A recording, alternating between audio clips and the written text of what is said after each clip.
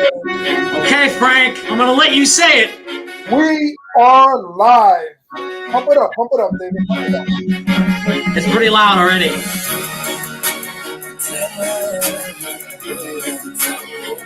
Episode 2 of Hustle Radio. L'chaim. Hi, I don't have my drink. I got water with me today, but we're good. Right.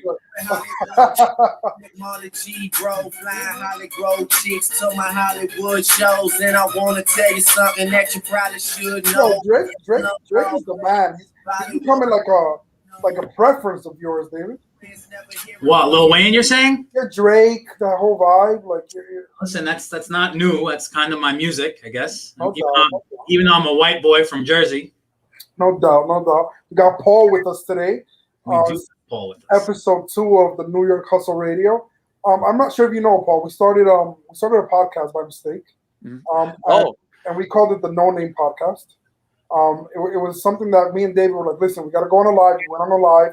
We're like, let's turn it into a podcast. He's like, hey, we don't have a name. The No Name Podcast. It became a thing. And quickly we realized that we needed to brand it into something. So we came up with the name New York Hustle Radio. And you're the second person. We're calling it our second episode since we rebranded. And excited to have you here, man. Excited to be part of coming in hot then, huh? Yeah, coming in hot. Nice. We did complete about 18 episodes of the No Name Podcast. As simple as it sounds, we were on the phone talking about we needed a name, and Frank kept on saying, "Dave, we have no name," and then somehow that turned into No Name Podcast. But it was always temporary, and the reason why we wanted No Name was because we didn't want to corner ourselves into any specific topic. Right. Really, it was just buying us some time to see if this was something we wanted to do, and more importantly, to kind of find our corner. Right. And when we came upon the idea of Hustle Radio, the whole radio part that's a whole nother story. Frank will tell you all about that. He has some radio background, but really the essence of what it is everything we're doing. And Frank has like his whole spiel that he says, some Yiddish we'll throw at you. He has this whole thing that he says about how, Amazon is my passion, but he says like business is like a real passion. And if I want to dissect that even further, I want to say like the hustle mentality and the hustle, yep. And I'm very excited about today's conversation because I feel like just from I was introduced to you a while back, but I started looking, any guest that I have on the show, I start doing a little research and I start saying, all right, I want to ask some questions. I want to pull out. Do you find any dirt? I want to know. Did you find any dirt? No dirt. Dang it. I'm trying hard, guys. I love it. But I actually love some of the stuff that I did find. Good. I have a little intro we're going to go for, like a quick 20-second intro, and then we'll get started. So hold on a second, guys. All right. Let's do it. Welcome to Hustle Radio, a podcast about the New York hustle mentality centered in the e-commerce industry, the official podcast of the E-Com Cooperative. Introducing your hosts, Frank Acosta and David Dayon. Okay, so Paul's on backstage for a second. Oh, we just got him back. Okay. So I want to introduce Paul. Paul is the CEO and founder of The Chat Agency. And I would say that today's topic is going to be that's what Paul does. He helps brands leverage influencer partnerships. There's a couple other things that you do, Paul. I'm going to let you give a little intro and just let the listeners know who you are, what you do, and a little bit about yourself. Yeah. Well, first and foremost, I'm an entrepreneur. That's who I am. I joke that when I get bored, I start businesses, which is a terrible habit to take if you like to sleep, and you like to not be stressed out. But, so I started selling on Amazon in 2015 with my wife. We started a brand called Bone Bell Littles. And I was just telling you this, David, before actually Frank showed up too. And she's bringing me a seltzer water. Hang on. Thank you. Seltzer. Just a seltzer? Sorry.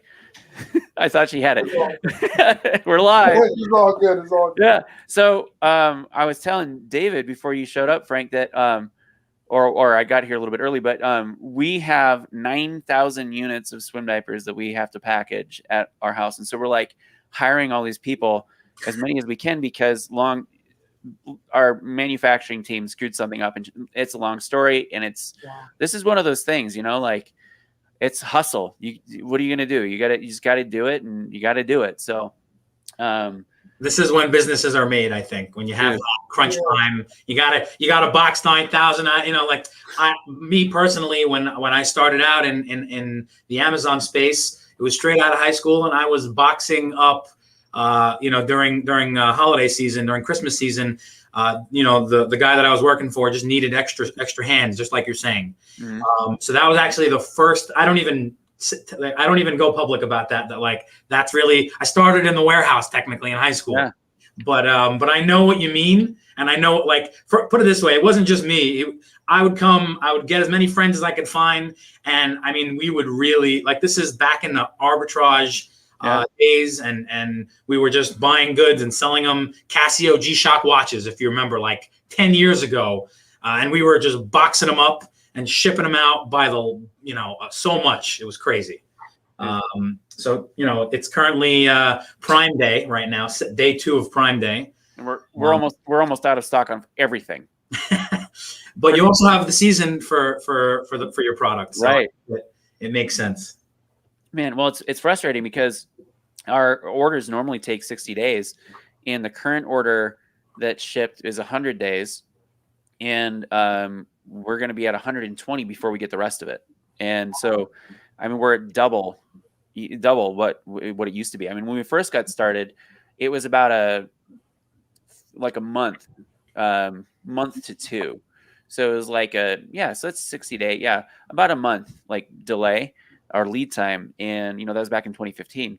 And now it's just shipping and logistics are insane. And so, for example, we were going to be, we shipped some stuff earlier this year or a couple months ago. The invoice for the products, the remaining payment, our balance was $30,000. The shipping is normally for that about $8,000. It was 25. Wow. Yeah, so this is a pandemic. All my clients are telling me this, right? I have clients that are listen, we can't even talk because we don't even know what the heck we're gonna do. The biggest year is coming. Our shipments are delayed. Not only delayed, they're being charged crazy numbers. So, Paul, I hear your pain, and I know a lot of people that are going through it right now. So, dude, it's so frustrating, man. It's making and breaking some brands, right? Unfortunately, some people cannot survive this, right? It's just a reality, and this just goes to show that at one point you have to have some type of backup, right? You have to start looking elsewhere. I know everybody's let's get it in a certain country, but I think there's a time, like what David was saying, right? You learn your entrepreneurship when you have to deal with situations, and times like this, you prepare for it if it comes again, right? So it's a good time to be looking for second options, other warehouses, other factories, and just having more of an open opportunity for your business. Because if not, I guarantee you that there's people that, because of this situation, their business is completely. No, Frank, I know people who lost their business in this. Yeah, for sure. I was talking to a well-known figure in our space who we all know. He told me last year he lost one of the businesses lost $1.5 million. Crazy. It was just insane, just crazy stuff. And anyway, so so I've been selling since 2015, but prior to this, I did consulting, marketing, and more on the SEO side. Digital marketing, SEO was kind of my jam. And so coming into Amazon, I looked at it from the eyes of a brand, not just a I just want to sell the next another product on Amazon. Right. Yeah, exactly. So when we were doing all of our product research and everything, because we took ASM5, so Amazing Selling Machine, we were products of that system, and I love it's a great course. I'm good friends with Jason Katzenbach still. He's no longer with Amazing, but talk to Matt. They're great guys. It's a good course, but the methods that we've done and we've implemented are based on like my background in marketing and my background in brand building, right? Because I used to do that with other brands.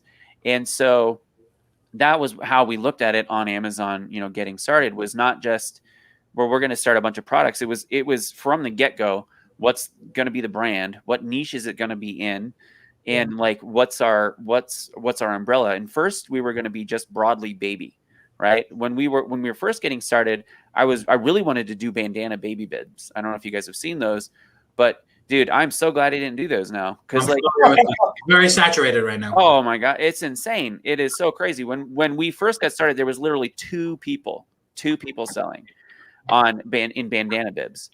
And within a year, I think, you know, jumped up to 50, 60. And then it went from like 2 bibs per pack to 4 a pack to 6 a pack to 8 a pack to 12 a pack to 16. And now you're like, I don't need 5,000 bandana bibs. They're trying to get the higher price point, obviously, for that.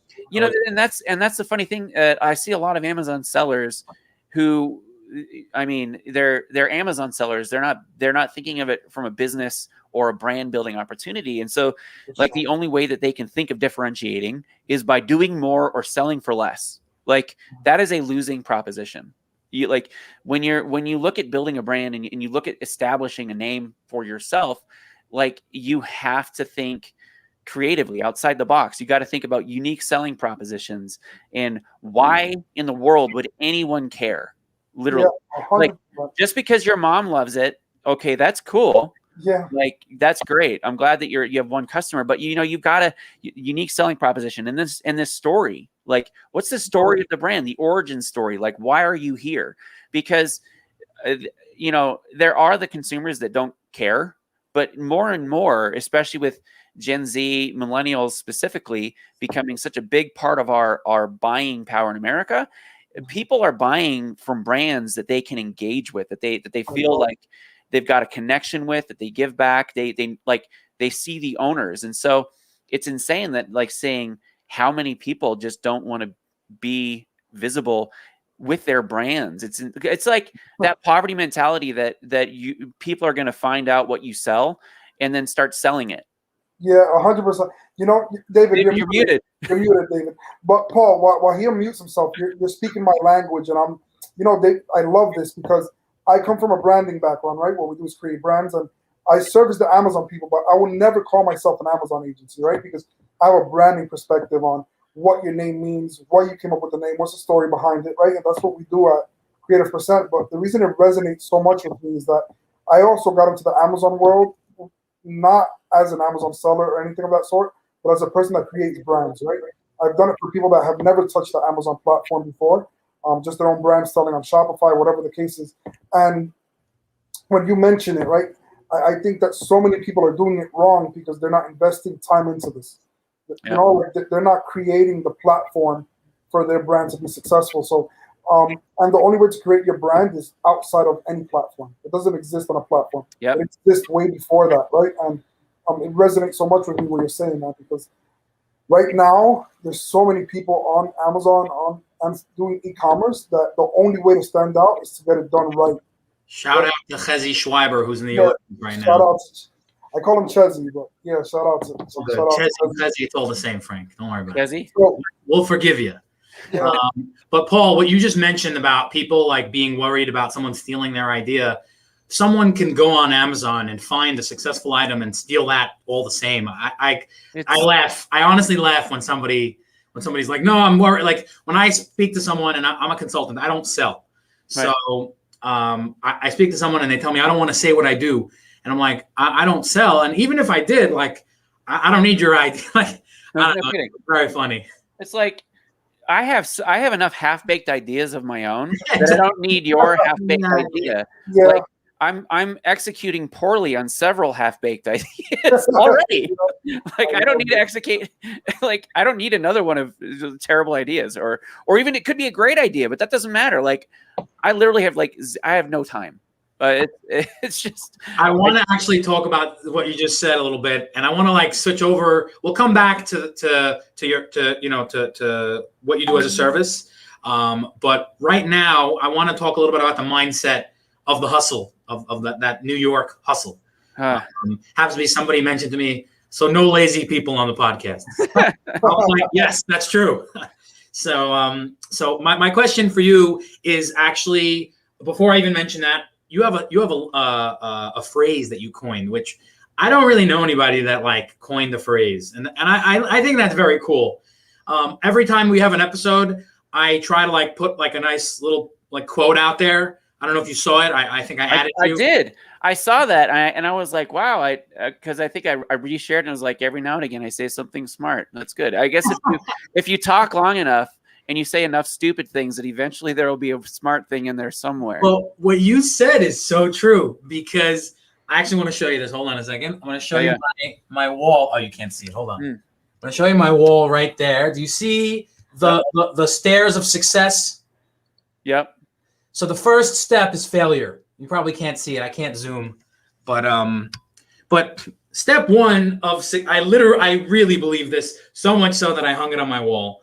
The first step towards making anything is starting it and failing. And this is something we covered in the last episode. You got to show up. You got to start. But I really do believe, and like part of your bio was, I started a bunch of businesses, most of which failed. I love that. I was like, first of all, I love honesty. Frank's like a big guy. The way that I met him, he's like a big guy when it comes to announcing your failures. He believes in that. He's like, he lives by that.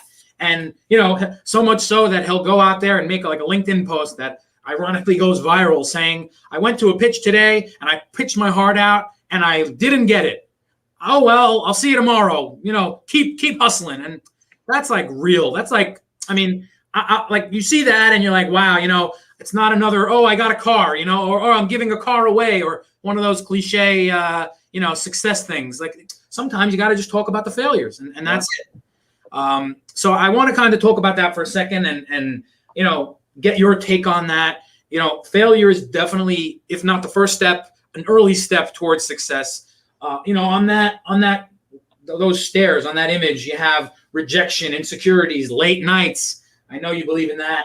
But let's talk a little bit about that. I want to hear your 2 cents on that point and how much like you clearly have something to say. At least I hope, from the fact that you started a bunch of businesses. So yeah, I want to hear my whole life is hustle. I know nothing but hustle because I don't have a college degree. I makes three of us.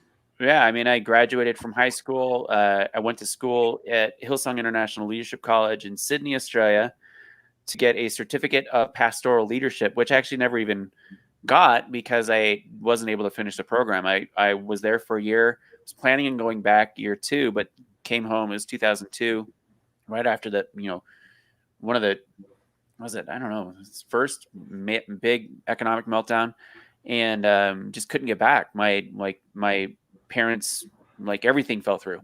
So even from a young age, I ran newspaper routes and shoveled sidewalks and all this stuff. And so I always wanted to work for myself. I always knew that I wanted to do something for myself. Early on, I wanted to be a pastor and wow.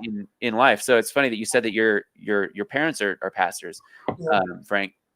So like a core driving motive of my life is helping people. I want to know that I'm giving back. I'm adding value to the world, that I'm not just here breathing and, I die and the world is a worse place because of me. I want to leave a lasting positive impact. And, I went to school, came home, got stuck, was super pissed at God. I felt like he had just totally abandoned me and went through kind of a crisis of faith. And, I'm 20 years old at this point, something like that. And I don't want to go to college because I don't want to work for somebody. I didn't want to go that traditional route. Sure. And I just did, I did everything. I started a wedding videography business, borrowing equipment from my friends that had wedding video stuff. Quickly learned that doing wedding videos is terrible. Yeah. I walked into that phase at one point in my life, so I hear you, man. Dude, yeah, doing video work is cool. It is. But doing wedding videos, slavery, bro. Dude, I hired a guy for it was technically my A camera. I was B camera getting side shots and stuff.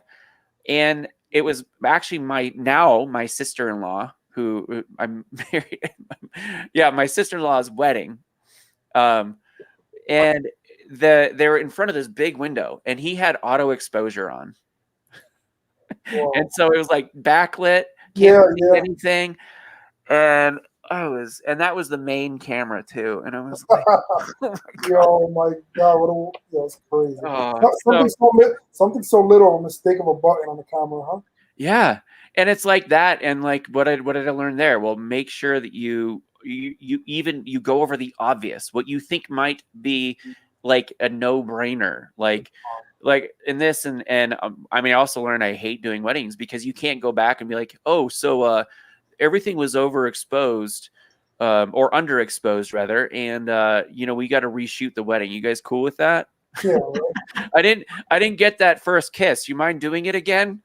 Yeah, crazy. Or like Anyway. when I said I do, like I forgot to record that part. Like, Yeah. Can we spend another 25,000 in a venue just to get that clip? Yeah, exactly. So I started that, and I learned I learned that I hated doing it. I mean, I learned a lot in like managing my time and like that sort of thing. And I had a landscaping business. I had a web development, web design business, and all of these things. Like I progressively learned more and more and more as I progressed to the point where now, we have Bow and Bell Littles, which mostly my wife runs. Generally, most of the time, it's not that stressful, except for when there's a worldwide pandemic. And then there's a massive logistics issue that requires you to package possibly 40,000 units of your own product instead of the manufacturing. But crazy. So that's running. We have the chat agency that we started last year. And the name that we came up with is the same like the No Name Podcast. Like, what are we going to call our agency? I don't know. We just kept calling it the agency. We'll just call it the agency. And then I was like, well, the chat agency is available. Let's just buy that. So I love the name. I feel like that's like a smart, good name. I wouldn't think that you guys just backed into it. No, it was because there was like clever things like Catalyst. I like the idea of like catalyzing a conversation, and catalyst is one of my favorite words. I don't know what it is about it, but it's the LYST at the end. I think like I don't know. I'm a nerd, and I love catalyst, and I love the meaning. Like you catalyze it, you kick off. Like without that, the event wouldn't happen. So anyway, I'm all over the place. We talk about failures. Frank, don't add. We have our surprise. I'm not adding. I just want to ask Paul something real quick. I saw it. Okay, go ahead. So Paul, look, I resonate so much with you. I also started a web development company. I come from background with radio. My in-laws owned a Christian television channel for multiple years, and I learned the ins and outs of creating a channel, right? And so I had that experience, right? And then, creating business after business. I think I made a post, David, where I was like, I created a business. It was very successful. I made a few mistakes, and it ended up terribly, right? And then my next 4 businesses after that were even worse. And the reason was because, like, at one point, you have to like own it and say, you know what, it was my mistake, nobody else's. And because I didn't do that, the next previous businesses that I had, I kept making the same mistakes. I kept failing. I kept making the same wrong decisions. And at one point, I was like, you know what, this is all my fault. Let me just observe it, forgive myself, which is one of the hardest things that we have to do, and get past it, right? And when I was able to do that, I was able to create Creative Percent. And now I'm not just doing something that brings money, but I'm doing something that I love, right? And David is always saying, like, if you, which I don't totally agree with, he's always saying, if you love what you do, you never work a day in your life, right? Yeah, we all love this, but we're on our computers at 3 o'clock in the morning. No, but it doesn't feel like work, Frank. You know what I mean? Yeah, but at 3 o'clock in the morning, it feels like work, right? So it's to an extent, and this is part of the hustle, right? And it's the reality, right? Like, the only reason we're up at that time is because we're passionate about it, right? So, I think that, Baron, this is what I want to ask you, because I resonate so much with you. And I was looking through your LinkedIn yesterday, and I saw that you did a podcast. Sorry about that, guys. Everybody's blowing up my phone right now. You did a podcast. You were talking about like creating a tribe of nano-influencers, right? Mm-hmm. And I think that a lot of people need to hear that now. A lot of people, like, how did you even get into that? how can you tell our viewers how they can use that to elevate their Amazon accounts, elevate their brand? Yeah. I think it's such an important subject, and if we could talk about it for the next 5 minutes, Let's do it. Yeah. I feel like people need to hear that. So we've been beta testing this as a service offering at the chat agency since September last year. And the things that I am finding, so we've been doing this in our brand for the past 5 years, and it's been amazing for us. Like, it's helped us get a ton of backlinks, a ton of, best of lists, a ton of coverage in press and that sort of thing. I mean, not to mention the fact that we have like 6,000 pieces of user generated content that we've, been able to get from our influencers over the past, 4 or 5 years. And what we're seeing with brands that it's easier to start working with, and the ones that like it's hard to start working with at the chat agency are like the ones that I mentioned earlier. Like, you care about story, people that care about a brand, like a brand story, like why do you exist, what are you different, why is it unique, and the reason why that matters is that when you're partnering with people and you're working with influencers that are on social media, they're in the business of looking good. Yeah. And they're in the business of helping, like, if they want to grow their accounts, they've got to provide content to their followers that is beneficial to their followers while making them, the influencers, look good, right? So it doesn't make sense for influencers to partner with people that like no-name brands, right? Like people that have just like out of the woodwork. And this is where, you've always got to start somewhere, right? You got to hustle. You got to get started somewhere. And, you got to eventually, when you get started doing anything with influencers, I mean, you can start by paying them, and, people will take your money. That's fine. Or you can start, by going really small and building up, what I mean really small is like working with an influencer that has a more decent following. Yeah, decent following, but not huge, right? Exactly. I agree with this so much. Yeah. I mean, I can go. I'm not going to go into all the hows. I mean, that's another pot. You guys can watch that. Come back and talk about it later. But really, the power behind it is what we've seen is it's just this groundswell of grassroots PR. That's really what it is. It's just grassroots publicity, and it's word of mouth on social media. That's really what it is, because the women that we work with, they love, like, we have become friends with them.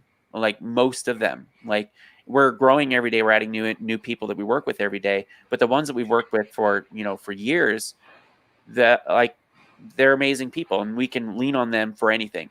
And some of the cool stuff that has come out of it is, like I said, we don't have to worry about listings, deranking or anything like this, because we have so much press everywhere, so many links, so many people talking about us, all pointing to Amazon, that we're seen by Amazon as an authority in what we do because of all the external traffic coming from everywhere.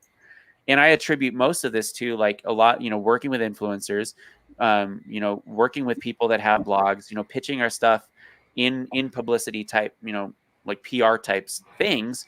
A lot of the stuff that no Amazon sellers are doing because they don't want to be associated with their brands for some stupid reason. I don't get it. So episode 1, we talked a little bit about growth within Amazon. I felt that this was a very fitting topic for episode 2, because this is more about growth outside of Amazon, which, I mean, anybody will tell you that's a very, very important thing today. Something that Amazon rewards greatly. I mean, you probably have you could probably talk about that for a while. It's something that everybody needs to be doing, and maybe not everybody is doing. So I feel like you have a big wave. Like, you said you started about a year ago. I feel like you have a very nice couple years ahead of you, where more and more people will start to realize that is the strategy they need in order to get the level up. And the thing about that strategy is you can't hack it. Like, true. It's not something. It's not you can't fake organic. You can't fake. That's exactly it. And that's the thing, is that this is what I've been preaching for years now. Do it right, do it right, do it right. Like, even in the Chat Marketing University, like ways to rank products within terms of service, right? But it's always backed by this underlying. My mentality is like, what is going to build the brand? How are we going to build the brand? How are we going to, do more?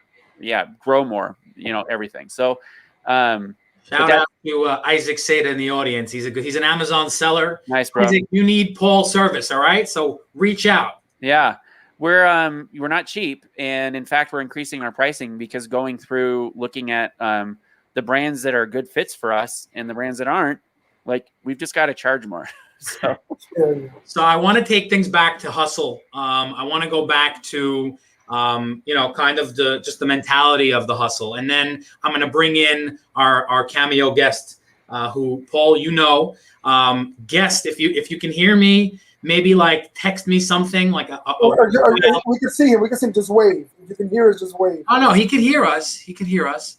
But I'm saying, text me like something I could give Paul as a hint. He wants to maybe guess who's joining. Yeah. You want to text me. Otherwise, I'm going to ask this next question and I'm going to bring in the guest to help answer it. So I saw something today and I loved it. And it was basically Frank loves lions. So it made me think that it was something to bring up. But it was basically, they asked a question. They said, everyone knows the lion is the king of the jungle. Why? It's not the strongest. The elephant is the strongest. It's not the fastest. The cheetah is the fastest. And it's not the smartest either. I don't know what animal's the smartest. They didn't say. But they know that it's not the fastest, smartest, or strongest. So they asked the question, why is the lion the king of the jungle? And they gave an example, and they said, when a lion is going up against a bunch of hyenas, for example, it could be outnumbered by 10-1. But I'm a lion. I'm the king. What's the difference? The mentality. The hustle mentality. Yeah. That mentality, I believe, mentality is everything. So, back to what we talked about before with failure, keep going. Show up, fail, and keep going. Yeah. And I'm going to bring in our next guest to help talk a little bit about that. Wait. Isn't Paul a guest? Oh, wait. Am I supposed to guess, or do I get a hint? Yes. He said the hint he gave is LA meetup before Prosper. That's what I got for you. There's three people, so it's either Tim, Jordan, Mina, or oh boy, guess wisely here. It's hold on. We'll give you three guesses. Say one. So it's either Tim Jordan. No. The Mina. No. Robbie Stanley. There we go. I was like, right. I'm trying to call Frank again. Frank, pick up, man. I keep trying to call you to get on the show. No, just kidding. Sorry, I had to click twice on you, man. I was just messing you. I'm in a podcast. What's up, Paul?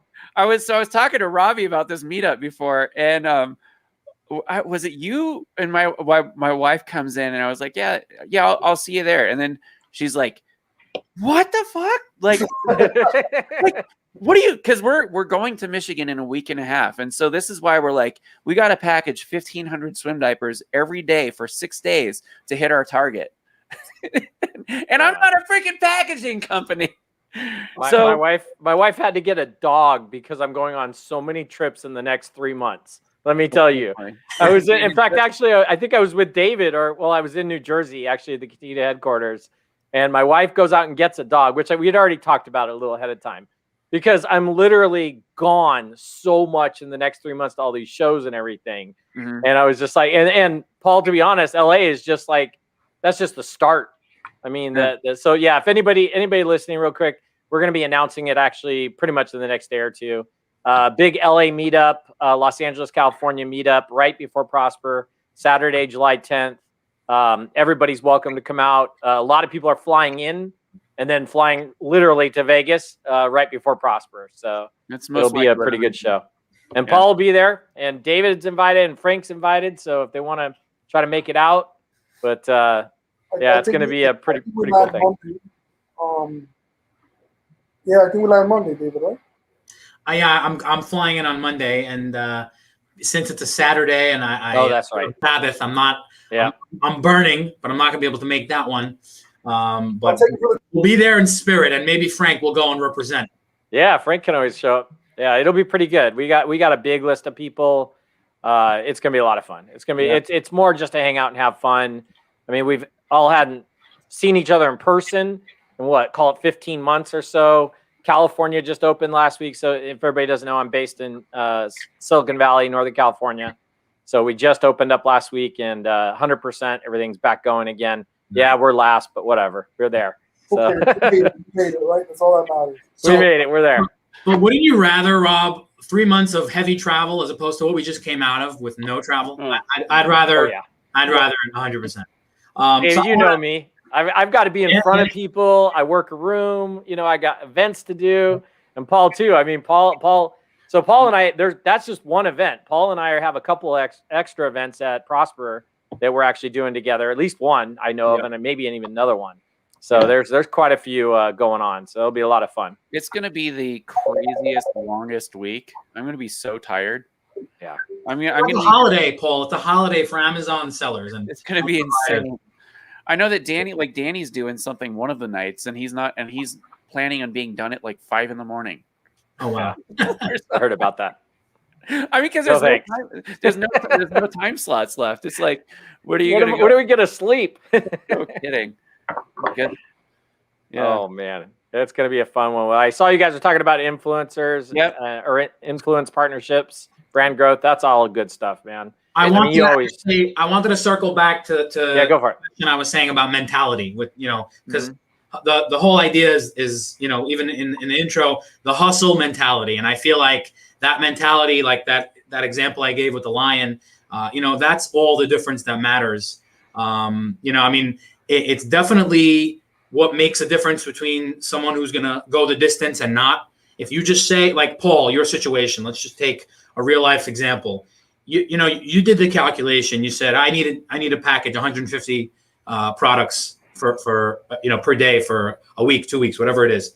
If that's the case, you obviously have every excuse in the book. You have important things you got to do. You have businesses you got to run. You're not a packaging company. You don't do that, but you don't have another choice. Right. Right now, either you could say I'll find an excuse, or you could say I'm just going to get it done. Right. And you did the calculations and you figured out how many you need to do a day. And it's absurd if you think about it, but that's what you need to do to get to the next level. Right. And I just feel like that's a little bit of like mentality is everything. Like if you can just figure out, all right, I have to do this. What is the way I'm going to get it done? First, decide I got to do it. Then you figure out how to get it done. Right. If you make that decision, I believe you can get it done. You can will things into existence. Well, so I believe that success is a decision. Yeah, exactly. You have to decide. You have to decide that you're going to be successful.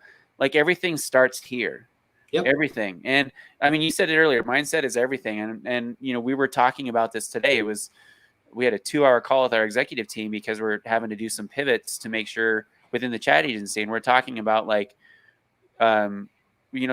For example, like we're not a good fit for every client. We're realizing this, and it really comes down to mindset, because the clients that we're fits for are the ones that have a mindset that Amazon isn't everything, that they're not Amazon sellers, that they're brand owners, they're brand builders, and they sell on Amazon. And that is the mindset of the people that actually like that do best with us. In fact, like our best customers don't even sell on Amazon. Wow. Like they're and it's silly. It really just comes down to it's like I just think that there's this the hustle. Hustling is that's a different topic, but I'm just thinking like just the way that like in the Amazon community, there's been this sort of like hustle that like hack. How can I and then well, this hack gets taken away, and then you got to find another hack, and while that hack gets taken away, then you got to find another hack. Well, the issue, obviously, I mean, again, coming from my background in SEO, that's one reason why you do it right, because you know that you could take a shortcut, but how long is that shortcut going to be profitable, and how much of your business are you going to lose when that shortcut goes away? And so, going into selling on Amazon, that was always in my head as we're doing this right the first time. I'd rather work twice as hard to start so that down the road I can rest and have it built right, have a slower start and do it right than like be going crazy and then have everything come crashing down. I mean, we're seeing this across the board with massive accounts getting taken down. It seems like every day. I don't know if you saw it was like Dow Electronics, I think. Dowtronics. Is Dowtronics?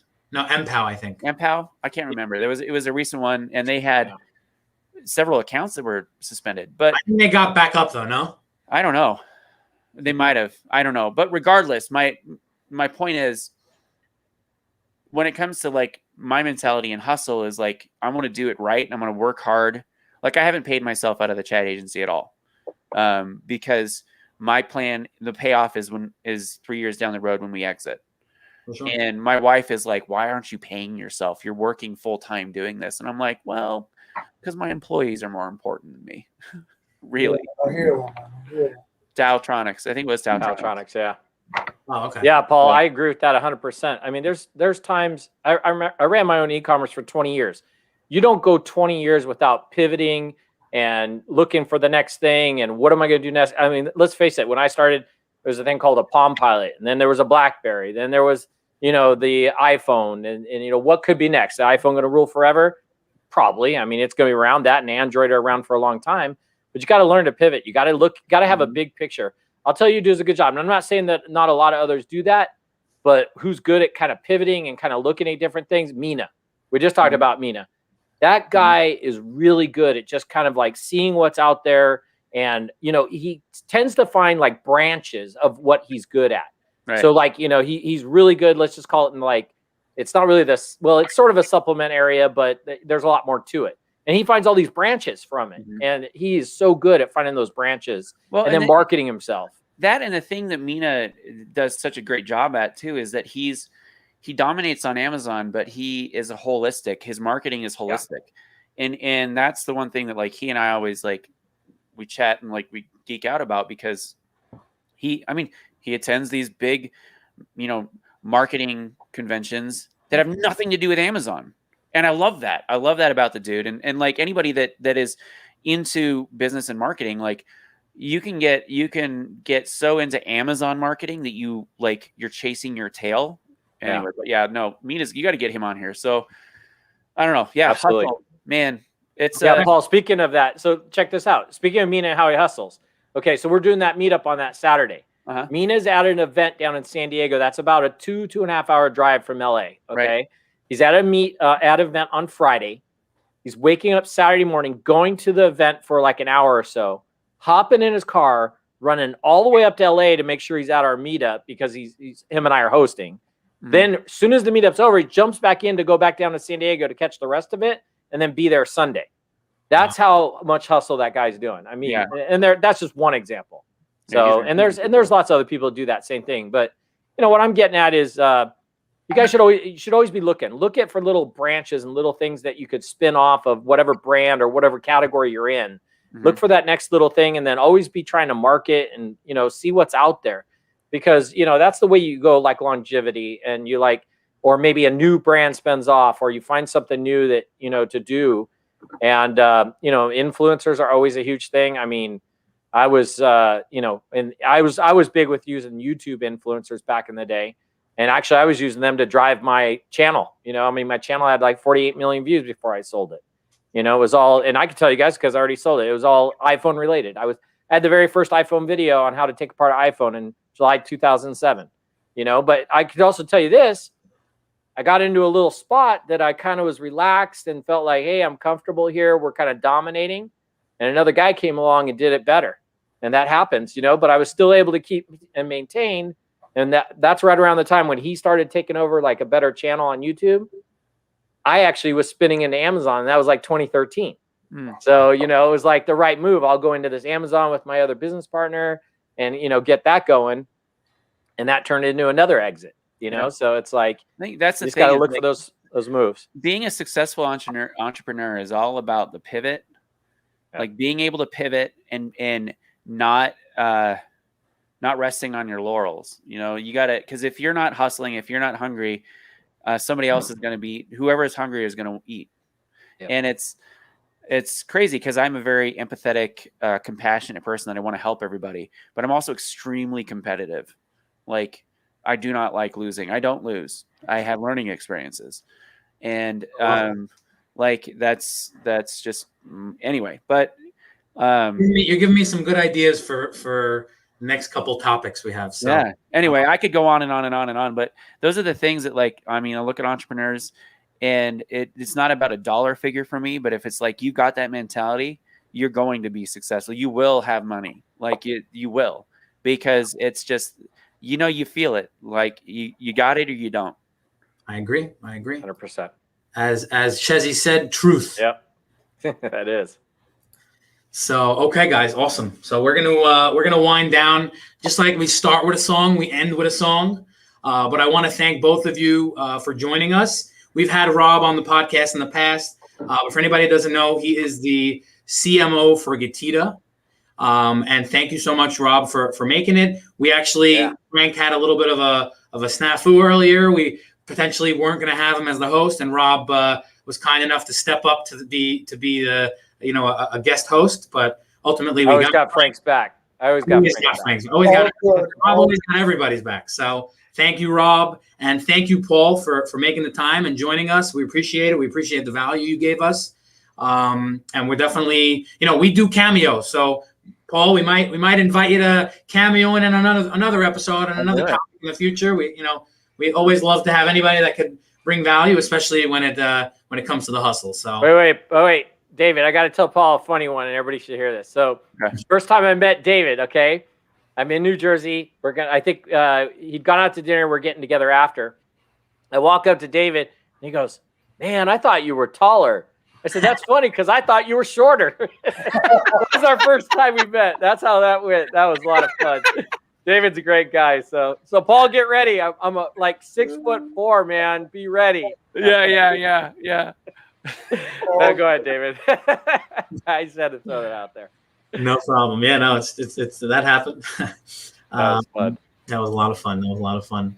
All right, guys, thank you so much for joining us. We got the same outro, some Lil Wayne for you. Thank you so much for joining us. Thank you, everybody, anybody who tuned in, and we'll see you next week for episode 3. Awesome. Paul, thank you. Bob, so long, man.